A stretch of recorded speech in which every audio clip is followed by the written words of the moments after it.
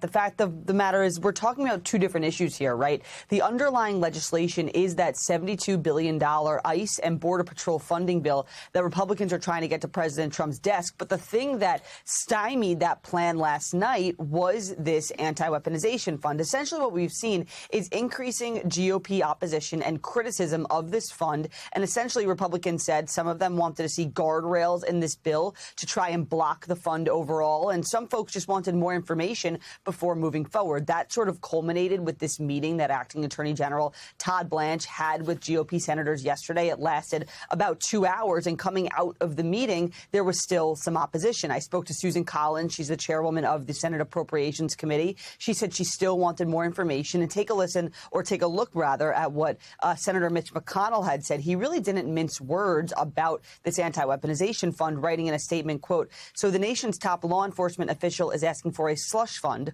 to pay people who assault cops. Utterly stupid, morally wrong. Take your pick." So Anna, clearly Republicans not mincing words there. And essentially at the end of the day, because this was a curveball hurled at them at the beginning of the week, they couldn't find a way out of the mess and to solve all of their differences, which is why they ended up scrapping those plans for a reconciliation vote, letting these issues essentially fester over the next week and a half as they're on Memorial Day recess.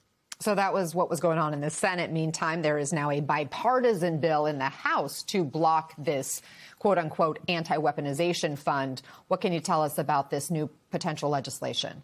Yeah, it's important to note that this Republican opposition is not just in the Senate. It is very much so in the House. In fact, as you mentioned, we're seeing legislation now. There's the bipartisan duo of Brian Fitzpatrick, the Republican, and Tom Suozzi, the Democrat. These are the co-chairs of the Problem Solvers Caucus up on Capitol Hill. They have very brief, short legislation that would essentially say that no taxpayer funds can be used for this fund. The reasoning is that they say Congress has the power of the purse. They have overview over taxpayer money. And as a result, they are going to block any taxpayer money from being used to settle claims as part of this fund. Essentially, they're saying that this is not good for the country and that there's too many questions about what this money could be used for. Take a listen to what they said on Morning Joe this morning talking about this effort. It's a one-paragraph law that says you can't use the money to fund this anti-weaponization fund. Sometimes people do stupid or really wrong things, and you need the other branch of government to stand up and say, no, that's wrong, that's stupid, we're going to stop it. That's the purpose of the checks and balances of our system. A lot of people say things quietly, but when it comes to putting pen to paper and putting their name on this as a co-sponsor, they get a little bit hesitant. I'm working to change that. I will take the slings and arrows. I'm happy to do it. This is the right thing to do, and hopefully others follow. I think they will. And Anna, worth noting that this effort by Fitzpatrick and Suozzi came one day after Fitzpatrick, again, the Republican in this duo, had sent a letter to Acting Attorney General Todd Blanche asking for more information about the fund. He told me that because he didn't get more information on it and more specifics, he's now moving forward with this legislation. Of course, the big question is, when could we see a vote on this, if at all? Congress out of session until the beginning of June for Memorial Day recess. I'm told from a source familiar with this effort that these two are going to wait and see if leadership puts it on the floor on their own volition. If not, they could look to other avenues, including a discharge petition. Yep, that's what we saw with the Epstein Act, and we saw how that all unfolded. Michael Schnell, thank you. Congressman Riggleman, what kind of political risk is there for Fitzpatrick, Republican part of this bipartisan legislation, him sticking his neck out there on all this, especially given what we saw this week with Massey and Cassidy? You know, Brian might be the last of the moderates. You know, I served with Brian, in the 116th. And I think for him, right, being in a swing district, this is actually helpful for him. But I don't see a whole lot of Republicans signing on to this in the House. I think you're going to have more of a backlash in the Senate based on the fact that they're not up for election every 2 years. And you see with a lot of the Republicans, they're more worried about election than protecting the American taxpayer. And I'm going to be pretty personal here. What President Trump put out, his statement, and I just read it when you put it up, Anna, I really appreciate it, is a liar and a grifter that's cementing his actual reputation as that. First of all, a lot of people say 1.8 billion or 1.7 billion. It's 1.776 billion, which is really a dog whistle to conspiracy theorists and QAnon. He's been posting on Truth Social with him as Q+. He's been doing all this type of stuff.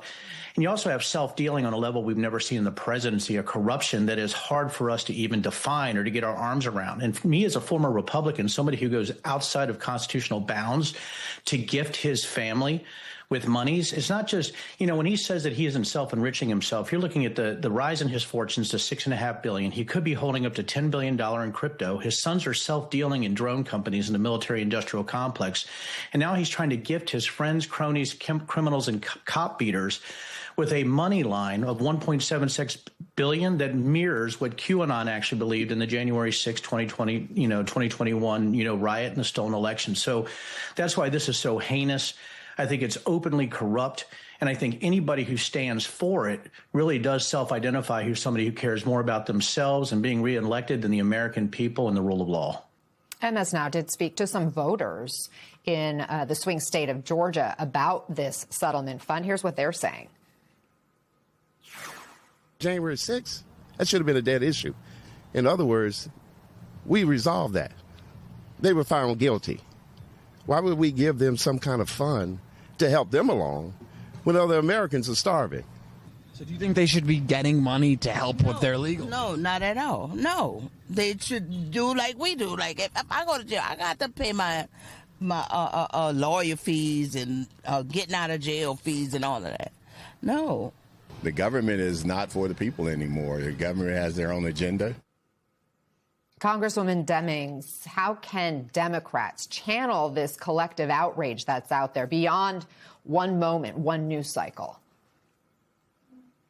Well, it's interesting to me to hear Mitch McConnell's statement, because when he really led the way for the president to be acquitted after trying to bribe a foreign power, Ukraine, when he led the way for the president's acquittal after instigating a riot at the Capitol. Look, I was in the House chambers on January 6th. That's a non-issue.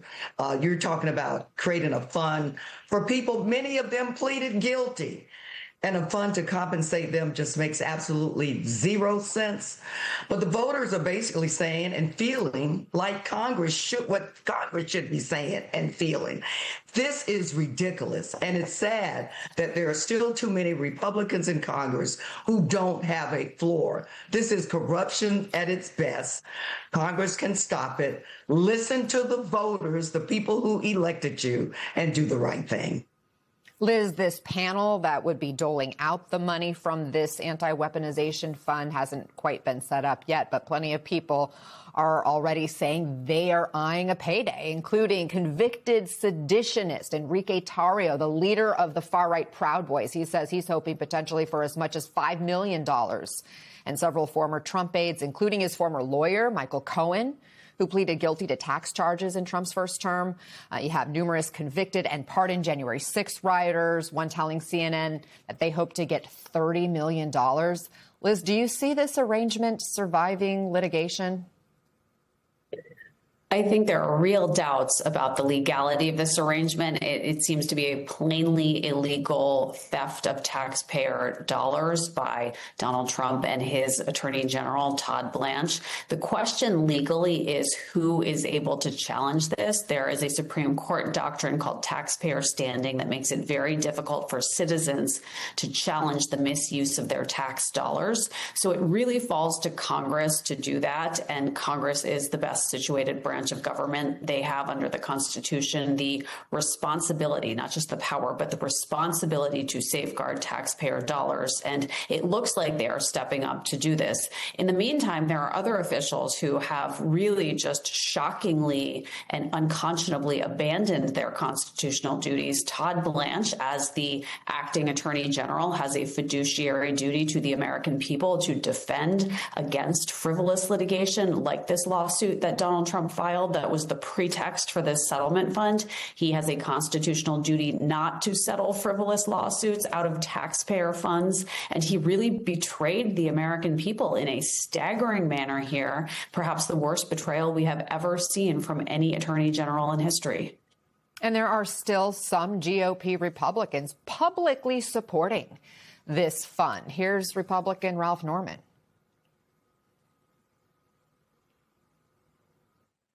Yeah, I support it. you do support it.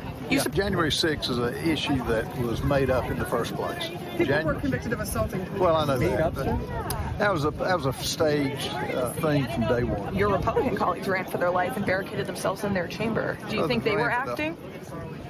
No, there was a riot there, but it was a self-made riot by members who hate Trump. It was made up. Congressman Riggleman, as someone who focused on extremism and misinformation and who helped the January 6th committee, what is your reaction to a sitting congressman saying the Capitol attack was staged, made up? Disgust.